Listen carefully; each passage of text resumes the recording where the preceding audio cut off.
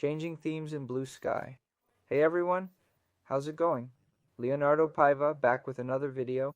In this update, I'll show how to switch between light and dark themes on Bluesky. Enjoy this type of content? Check out other related videos on the channel. Subscribe, like, and I'll keep making helpful videos for you. Alright, let's get started. This process is quick. This is my profile, Mundo Paiva. Welcome everyone. I'll always share tips to make things easier for you.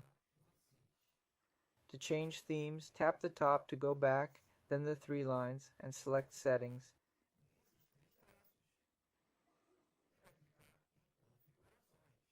In Settings, scroll down and tap on Appearance.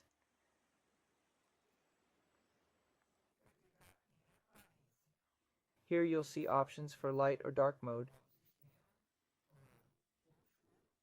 For dark mode, choose between less dark or full dark. I'll pick one of these two themes. Did you manage to do it? Let me know in the comments below. Subscribe for more tutorial videos. That's all for now.